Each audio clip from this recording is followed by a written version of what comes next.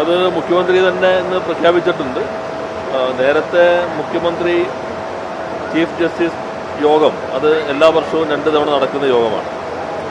ആ യോഗം കഴിഞ്ഞ തവണ നടന്നപ്പോൾ തന്നെ ഹൈക്കോടതിയുടെ സ്ഥലപരിമിതിയും അവർ അഭിമുഖീകരിക്കുന്ന പ്രശ്നങ്ങളും ബഹുമാനപ്പെട്ട ചീഫ് ജസ്റ്റിസ് ഉൾപ്പെടെയുള്ള ജഡ്ജിമാർ അവിടെ ചർച്ച ചെയ്യുകയുണ്ടായി. ഒരു മാറ്റം നന്നായിരിക്കുമെന്ന അഭിപ്രായം പൊതുവെ ഉയർന്നു വന്നു.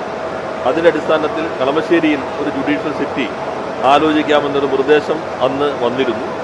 ഇന്നിപ്പോൾ മുഖ്യമന്ത്രിയും ചീഫ് ജസ്റ്റിസും അവരുടെ കെട്ടിട നിർമ്മാണവുമായി ബന്ധപ്പെട്ട് ചുമതലയുള്ള മുതിർന്ന ജഡ്ജിമാർ, റവന്യൂ മന്ത്രി, ഞാനും മറ്റു ഉദ്യോഗസ്ഥരെല്ലാവരും ചേർന്ന യോഗത്തിൽ ഇത്തരമൊരു കാര്യം മുന്നോട്ട് കൊണ്ടുപോകാം എന്ന് പൊതുവെ കണ്ടിട്ടുണ്ട്.